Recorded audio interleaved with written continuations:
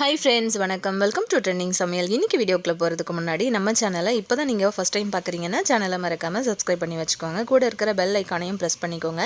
அப்போ தான் நம்மளோட ரெகுலர் அப்டேட் எல்லாமே வந்து நீங்கள் மிஸ் பண்ணாமல் பார்க்க முடியும். இன்றைக்கி வீடியோவில் ரொம்பவே இன்ட்ரெஸ்டிங்கான டிப்ஸ் தான் ஷேர் பண்ணியிருக்கேன்.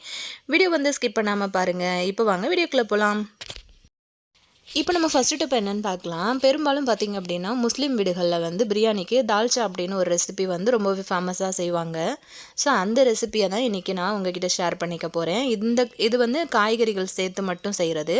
ஸோ இதுலேயே பார்த்திங்க அப்படின்னா மட்டனும் சேர்த்து செய்வாங்க. ஸோ மட்டன் தால்ச்சா அப்படின்னு சொல்லிட்டு இப்போ இதில் நான் என்னென்ன காய்கறிகள் எடுத்திருக்கோம் அப்படின்னு பார்த்திங்கன்னா, ஒரு முருங்கைக்காய், ஒரு கத்திரிக்காய், ஒரு உருளைக்கிழங்கு சேர்த்துருக்கோம். பச்சை மிளகா வந்து உங்களுக்கு காரத்துக்கு தகுந்த மாதிரி சேர்த்துக்கோங்க. இதில் வந்து பார்த்திங்கன்னா கருணக்கிழங்கு அந்த மாதிரி கூட போடுவாங்க.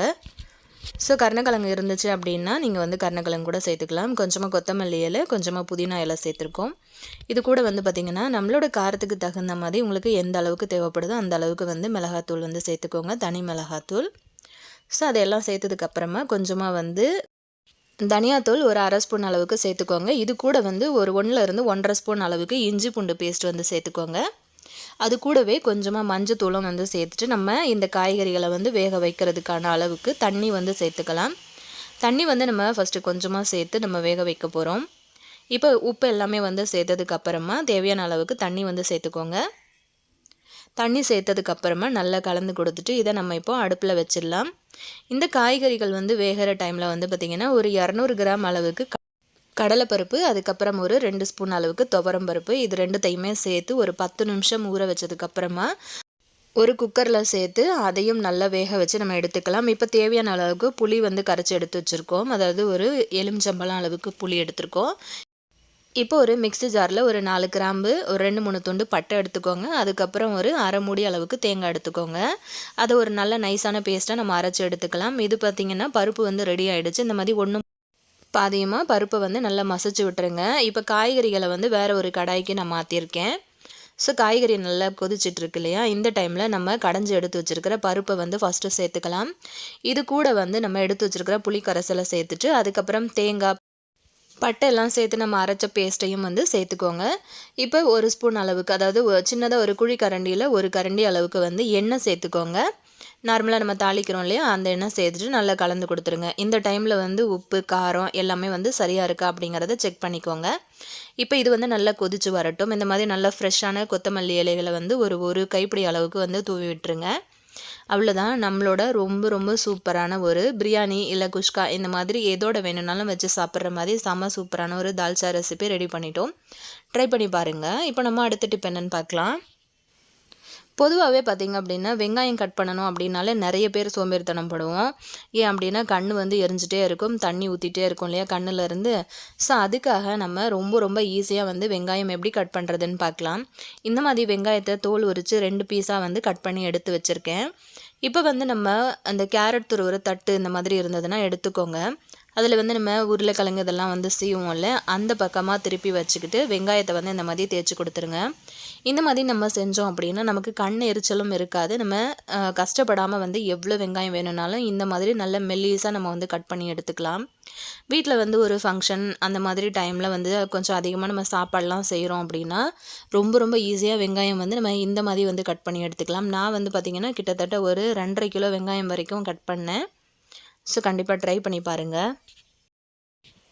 நம்ம கிச்சனில் வந்து யூஸ் பண்ணுற டஸ்ட்பினில் நம்ம குப்பைலாம் வந்து போடும்போது பார்த்திங்க அப்படின்னா அந்த குப்பையில் இருக்கிற ஈரப்பதம் வந்து அந்த டஸ்ட்பினுக்கு அடியில் வந்து உள்பக்கமாக நிறைய வந்து அங்கங்கே பிடிச்சிட்ருக்கும். ஒரு மாதிரி ஈரமாக கசகசன்னு இருக்கும், ஒரு மாதிரி ஸ்மெல் வேறு வர ஆரம்பிக்கும். ஸோ ஒரு நாள் நம்ம வந்து குப்பை போடலை அப்படின்னா கூட அதோட ஸ்மெல் வந்து ரொம்ப அதிகமாக வந்துட்டுருக்கோம். அந்த மாதிரி ஸ்மெல் வராமல் இருக்கிறதுக்கு நம்ம என்ன பண்ணலான்னா, அந்த டஸ்ட்பினை வந்து நீங்கள் வந்து வீட்டில் இருக்கிற நியூஸ் பேப்பர் வந்து சேர்த்துக்கோங்க. அந்த டஸ்ட்பினுக்குள்ளே வந்து நியூஸ் பேப்பர் சேர்த்ததுக்கப்புறமா அந்துருண்டைன்னு சொல்கிறோம்ல, இந்த கரப்பாம்பூச்சியெல்லாம் வராமல் இருக்கிறதுக்காக நம்ம யூஸ் பண்ணுவோம்ல, அந்த உருண்டையில் ஒரு உருண்டை வந்து போட்டு விட்டுருங்க. அந்த குப்பையில் இருக்கிற ஈரப்பதம் எல்லாமே அந்த பேப்பர் வந்து அப்சர்வ் பண்ணிக்கும். அது மட்டும் இல்லாமல் அந்த குப்பையிலேருந்து வர்ற ஸ்மெல்லும் வந்து உங்களுக்கு ஃபுல்லாக வரவே வராது. இந்த மாதிரி வேஸ்ட்டாக தூக்கி போடுற கவர் ஏதாவது இருந்ததுன்னா அதை கூட நம்ம வந்து யூஸ் பண்ணிக்கலாம் குப்பை போடுறதுக்கு. ஸோ ட்ரை பண்ணி பாருங்கள். சில சமயம் நம்ம வந்து இட்லி ஊற்றும் போது பார்த்திங்கன்னா அந்த இட்லி வந்து ஒரு மாதிரி பிசு பிசுப்பு தன்மையோடு இருக்கும். ஸோ அந்த மாதிரி வந்து பிசுபிசுப்பு தன்மையாக இருக்குது, ஒரு மாதிரி ஒட்டுது அப்படின்னா நம்ம என்ன பண்ணலாம் அப்படிங்கிறத தான் பார்க்க போகிறோம். இந்த மாதிரி நான் இட்லி மாவு வந்து எடுத்து வச்சுருக்கேன். தேவையான அளவுக்கு உப்பு சேர்த்து தண்ணியும் சேர்த்து நல்லா கலந்து எடுத்து வச்சுருக்கேன். இது காலைல டிஃபன் செய்கிறதுக்காக. இப்போ வந்து மாவு ஒட்டுது அப்படின்னும் போது இந்த மாதிரி நீங்கள் வந்து வீட்டில் இருக்கிற நல்லெண்ணெய் வந்து ஒரு குழி கரண்டி அளவுக்கு எடுத்துக்கோங்க. சின்னதாக இந்த சட்னி கரண்டி இருக்குல்ல, அதில் வந்து எடுத்துகிட்டு இந்த மாதிரி கலந்து கொடுத்துருங்க. இந்த மாதிரி நல்லா கலந்து கொடுத்ததுக்கப்புறமா நீங்கள் கொஞ்சம் நேரம் வச்சுட்டு அதுக்கப்புறம் வந்து இட்லி ஊற்றினீங்கன்னா இட்லி வந்து நல்லா சாஃப்டாக பஞ்சு போல் வரும். அது மட்டும் இல்லாமல் அந்த இட்லி வந்து ஒட்டுது அப்படிங்கிற பிரச்சனையும் வந்து இருக்காது உங்களுக்கு. ஸோ ஒரு தடவை நம்ம வந்து ஒரு ஈடு வந்து இட்லி ஊற்றும் போதே நமக்கு ஒரு மாதிரி பிசுபிசுப்பு தன்மையோட ஒட்டுது அப்படின்னா அடுத்த ஈடு நீங்கள் ஊற்றுறதுக்கு முன்னாடி இந்த மாதிரி ஆயில் வந்து கலந்து சேர்த்து செஞ்சு பாருங்கள். உங்களுக்கு வந்து இட்லி ஒட்டாமல் நல்லாவே வரும். கண்டிப்பாக ட்ரை பண்ணி பாருங்கள். ரொம்பவே யூஸ்ஃபுல்லான டிப்ஸாக இருக்கும் அப்படின்னு நினைக்கிறேன். இப்போ நம்ம அடுத்த டிப் என்னென்னு பார்க்கலாம்.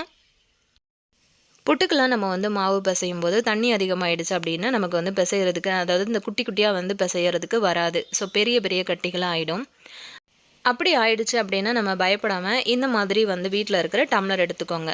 நல்லா ஷார்ப்பாக இருக்க மாதிரி பார்த்துக்கோங்க. அதில் வந்து இந்த மாதிரி நல்லா அந்த மாவு மேலே வந்து இப்படி குத்தி குத்தி விட்டிங்க அப்படின்னா உங்களுக்கு வந்து அந்த கட்டி கட்டியாக இருக்கிறதெல்லாம் ரொம்பவே குட்டி குட்டியாக ரொம்ப சின்னதாகிடும்.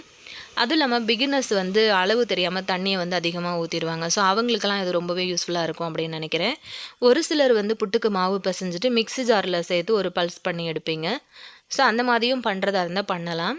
இந்த மாதிரி பண்ணிங்க அப்படின்னா உங்களுக்கு இன்னுமே ஈஸியாக இருக்கும். பாருங்கள் எந்த அளவுக்கு இருந்துச்சு, இப்போ எந்த அளவுக்கு பொடி பொடியாக இருக்குது அப்படின்னு கண்டிப்பாக ட்ரை பண்ணி பாருங்கள். கூட்டி வச்ச மீன் குழம்பு ரெசிபி, அதுலேயும் வந்து சங்கரா மீன் சேர்த்த மீன் குழம்பு எப்படி பண்ணுறதுன்னு பார்க்கலாம். இந்த மீன் குழம்புக்கு நீங்கள் மசாலா வறுக்க வேணாம், அரைக்க வேணாம். ரொம்ப ரொம்ப ஈஸியாக அதே சமயத்தில் ரொம்பவே டேஸ்டியாக வந்து எப்படி பண்ணுறதுன்னு பார்க்கலாம். பொதுவாகவே மீன் குழம்பு வைக்கிறோம் அப்படின்னா இந்த மாதிரி மண் சட்டி வந்து யூஸ் பண்ணிக்கோங்க. ரொம்பவே டேஸ்டியாக இருக்கும். மண் சட்டி அடுப்பில் வச்சுட்டு கொஞ்சமாக நல்லெண்ணெய் சேர்த்துருக்கேன். சேர்த்ததுக்கு பிறகு நான் கடுகு சேர்த்துருக்கேன். கடுகு சேர்த்து நல்லா அந்த மாதிரி பொரிஞ்சு வரும்போது கொஞ்சமாக சீரகம் சேர்த்துக்கலாம்.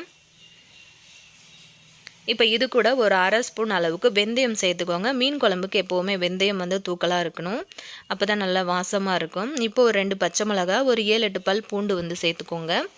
அதே மாதிரி பூண்டும் வந்து கொஞ்சம் அதிகமாக சேர்க்கும்போது மீன் குழம்பு இன்னும் டேஸ்ட்டாக இருக்கும். இது கூட வந்து ஒரு 2 பெரிய வெங்காயத்தை கட் பண்ணி இந்த மாதிரி சேர்த்துருக்கேன். இப்போ இது கூட ஒரு கைப்பிடி அளவுக்கு நம்ம வந்து கருவேப்பிலை சேர்த்துக்கலாம். சேர்த்துட்டு இதை நல்லா வந்து வதக்கி விடுவோம். எங்கள் அம்மா பார்த்திங்கன்னா இந்த மாதிரி தான் மீன் குழம்பு வந்து கூட்டி வைப்பாங்க. ரொம்ப ரொம்ப டேஸ்ட்டாக இருக்கும். வேலையும் நமக்கு வந்து பார்த்திங்கன்னா டக்குன்னு முடிஞ்சிரும். இப்போ இந்த வெங்காயம் வதங்குற கேப்பில் நம்ம வந்து குழம்பு ரெடி பண்ணிடலாம். இப்போ வந்து ஒரு பாத்திரத்தில் நம்ம வந்து புளி கரைசல் வந்து சேர்த்துக்கலாம். உங்களுக்கு வந்து புளி எந்த அளவுக்கு தேவையோ அந்த அளவுக்கு சேர்த்துக்கோங்க, அளவெல்லாம் கிடையாது. இப்போ நான் வந்து புளி கரைசல் சேர்த்ததுக்கப்புறம் எனக்கு குழம்புக்கு எவ்வளோ தண்ணி தேவையோ அந்த அளவுக்கு தண்ணி வச்சுருக்கேன். இப்போ குழம்புக்கு தேவையான அளவுக்கு உப்பு சேர்த்துருக்கேன். இது கூட வந்து அரை ஸ்பூன் அளவுக்கு சோம்புத்தூள், அரை ஸ்பூன் அளவுக்கு மஞ்சத்தூள், ஒரு 2 ஸ்பூன் அளவுக்கு தனியாத்தூள் சேர்த்துருக்கேன். காரத்துக்கு பார்த்திங்க அப்படின்னா ஒரு ஸ்பூன் அளவுக்கு அதாவது தனி மிளகாத்தூள் இருக்குல்ல, அது சேர்த்துருக்கேன். அது மட்டும் இல்லாமல் குழம்பு மிளகாத்தூள் வந்து பார்த்திங்கன்னா நம்ம வீட்டில் அரைச்ச குழம்பு மிளகாத்தூள் ஒரு 4 ஸ்பூன் சேர்த்துருக்கேன். ஆல்ரெடி அந்த குழம்பு மிளகாத்தூள் வந்து எப்படி அரைக்கிறது அப்படின்னு சொல்லிட்டு நான் வீடியோ போட்டிருந்தேன். இப்போ வெங்காயம் வந்து நல்லா பொரிஞ்சு வந்ததுக்கப்புறமா இந்த மாதிரி தக்காளி வந்து சேர்த்துக்கலாம். நல்லா ஒரு பெரிய தக்காளி வந்து இந்த மாதிரி எடுத்து கட் பண்ணி சேர்த்துருக்கேன். தக்காளி வந்து நல்லா அந்த மாதிரி மசிஞ்சு வரணும். ஸோ இந்த மாதிரி மசிஞ்சு வந்ததுக்கப்புறம் நம்ம வந்து ரெடி பண்ணி எடுத்து வச்சுருக்கோம்ல குழம்பு, அது வந்து நம்ம ஒரு ஃபில்டர் யூஸ் பண்ணி வடிகட்டிக்கலாம். ஏன்னா நம்ம மசாலா பொருட்கள் அந்த பொடி வகைகள் எல்லாத்தையும் சேர்த்தோம் இல்லையா, அதில் வந்து நிறைய திப்பி திப்பியாக இருக்கும். ஸோ உங்களுக்கு நான் ஃபுல்லாக வந்து ஃபில்டர் பண்ணிவிட்டு காட்டுறேன் பாருங்கள் லாஸ்ட்டாக. இந்த மாதிரி ஒரு ஃபில்டர் யூஸ் பண்ணி நல்லா இது எல்லாத்தையுமே நம்ம வந்து வடிகட்டி எடுத்துக்கலாம். ஸோ பாருங்கள் நிறைய வந்து திப்பி திப்பியாக இருக்குது இல்லையா. இப்போ இதை வந்து நம்ம தூக்கி போட்டுடலாம். இப்போ குழம்பு வந்து சூப்பராக ரெடி ஆகிடுச்சு. இப்போ இதை வந்து நம்ம நல்லா கிளறி கொடுத்துட்டு ஒரு பிளேட் போட்டு மூடி வச்சிடலாம். பாருங்கள் குழம்பு வந்து நல்லா கொதிச்சு வந்துருச்சு. ஒரு 15 நிமிஷமாவது குழம்பு வந்து கொதிக்க விடுங்க. இப்போ நம்ம எடுத்து வச்சுருக்கிற சங்கரா மீன் எல்லாத்தையும் உள்ளே சேர்த்துக்கலாம்.